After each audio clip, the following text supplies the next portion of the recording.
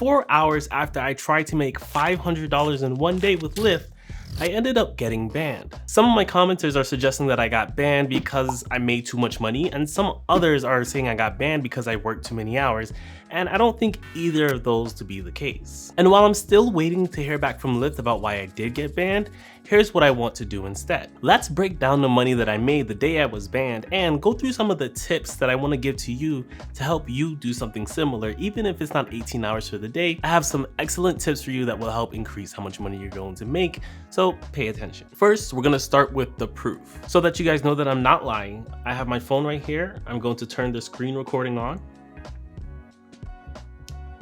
We're going to record audio as well. So screen recording has been turned on, which means you should also be seeing it on the screen. So you can see right here, you see 17 hours, 59 minutes, 36 rides, Friday, September 23, and we made $494.18. Now that's not quite 500. However, I was tipped with $20 from this very sweet old man. He actually tipped me $40, but gave me $20 in cash, which brought the total to $514. So this would be very hard to fake. I'm scrolling up and down. For those of you who has used Lyft before, you know this is the Lyft interface, and it's all right here. So it's real. I did it. It's not fake. It's not photoshopped.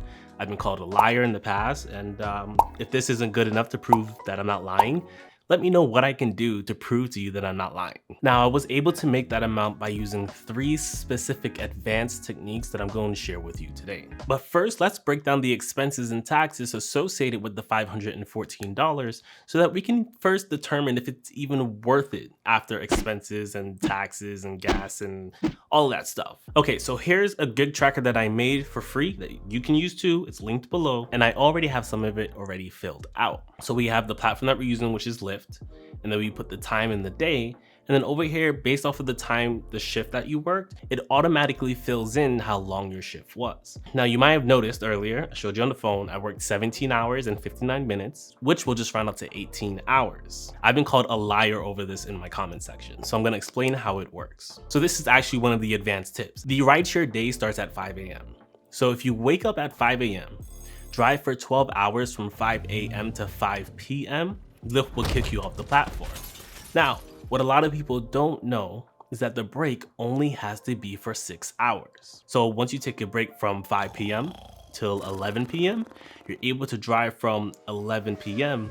until 4:59 a.m., which will result in 18 hours. Now, it's understandable why people don't know that, because even if you were to drive that 12 hours, here's the message that Lyft sends you. All they say is, you've been driving for a while, so you can't go online for a few hours. They don't tell you how long. However, if you go to their actual website, it shows you in plain English, in plain text, that you have to take a 6-hour break before you can go back online. So it's not illegal to do it, and it's not outside of the rules that they set for us, but a lot of people are worried about the safety around it, but I'm not worried about those people. I'm here to teach you how to do something, and it's up to you to use your judgment on whether you feel comfortable or strongly enough that you can execute on my advice. So now we have over here, this is the gross income, $514, which you can put in yourself, and then it automatically calculates what your hourly rate would be. For the amount of time I worked, which was 18 hours, and the gross income I got for $514, that works out to $29 per hour. That's pretty good. Now, when I'm not trying to work all day, like if I'm trying to work 4 to 5 hours,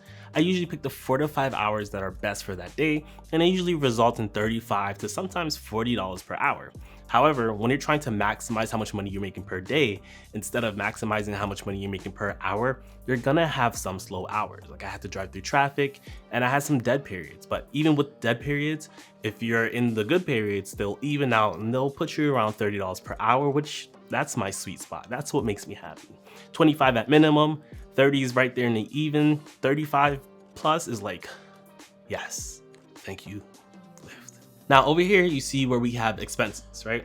So expenses says $91.87, and I'm gonna break that down in a second. First, I wanna look at the net. So after expenses, we made $422.13. That's pretty good. So the way you have to frame it in your head is, would you spend $91 to make $422? I would, I did. And I did it by driving 623 miles. Now, to get my mileage, I use Google Maps. It's free and it requires no thinking power, With these other gig apps, they require you to hit a start time and end time or swipe left and right if this is business expenses. But I can never keep up with that because I just have too much going on in my life. So I just use Google Maps and then I plug it into the tracker and then it spits out how much money I made per mile. I made 83 cents per mile. According to some drivers, it's not good. They like to make at least $1 per mile, but I made $30 per hour in 18 hours and I think that that's pretty okay. So this leads us to my second advanced tip, and that's knowing when to take long distance rides. So I actually have an app called Skeddy. And what Skeddy does is it'll automatically book long distance rides for me that if I don't want, I can skip. But on this particular day, it booked me a ride that made me a lot of money. So remember when I said if you wake up at 5 a.m. and you drive until 5 p.m., that 12 hours Lyft will kick you off, but Lyft will kick you off after you've completed your ride. So by using Skeddy, I was able to find a ride that took me past 5 p.m. until about 6:30. That was a long distance ride, so that by the time I dropped off the passenger, I would be kicked off immediately and I would drive back. Now, some of you might be saying, but why would you want to drive back without the ability of getting a ride? And that's because it cuts into my 6-hour break time. Because I live in Charleston and the drop off was in Myrtle Beach, if my break was 6 hours long and I drove for an hour and a half, that means I would have 4 hours and 30 minutes left as a break before I could start driving again. So here's the ride. The ride itself was worth $90, and then I got tipped $20 in the app, and then another $20 in cash for a total of $135. Now, considering that the ride was 2.5 hours, we'll divide that by 2.5, and that gives us $54 an hour of income made. That's pretty balling. Now, a lot of you are gonna say, but that doesn't consider the ride back. And you're wrong and you're right. So pay attention. Because I was unable to take any rides on the way back because the platform kicked me off the platform for 6 hours, there was never any way for me to go and lose out on money because I'm driving back. Even if I was in Charleston, I wouldn't have been able to drive past 5 o'clock. But this ride lasted until 6:30. So because it was a long ride, thanks to Skeddy, because of my planning, I was able to capitalize on it from an opportunity cost perspective. And then on top of that, I took this ride during traffic period, right? So traffic period was in my city, but taking a ride that was going out of my city in the opposite direction of traffic also made it easier and better than staying in the city, which would have made me lose out on more money. Let's go back and break down the expenses. In my gig tracker template, which you can get for free, we have different types of expenses. We have the oil, we have gas, and we have tires. Now, the way I calculate oil is every 10,000 miles, I get an oil change. And the oil change costs $100, rounding up. I get synthetic oil from my Jetta. So this calculator, it takes the amount of mileage I drove, which was 623, and then it also takes into consideration how many miles I would have to drive before I replace them.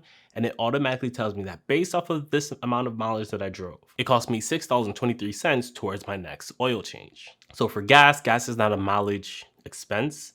It fluctuates, so you just put in the amount that you spent, which I only spent $73.18 on gas. That's pretty good. South Carolina has one of the lowest gas rates in the nation, so I am benefiting from it. So consider your state's average gas prices when you look at this. And then similar to oil, we have tires, right? I have a warranty for my tires for every 30,000 miles, so I try to change them at that interval. Now, we're gonna go based off of the average price of changing, rotating, balancing, all of that. About $150 per tire, so a total of $600 for a new set of 4, which we have over here in the total cost. Once we work in 30,000 miles, it automatically spits out how much money we need to put towards that fund based off of this drive, which would be $12.46. And then when you add all of them up together, you get $91.84, which is how we got our net income of $422.13. I have a video explaining how you can get this tracker too. It'll be linked below. But let's talk about the final tip that really helped me make all of this money. So the final tip about how I was able to accomplish this was by doubling up on my streak bonuses. Let's say you have a streak bonus from 5 to 6, where if you hit 3 rides in a row during that time period, you get paid a certain amount of money, usually between $9, $18, or $15. So if you want to learn how to double up on your streak bonuses, you can check out this video that I already made that explains it in great detail. Peace.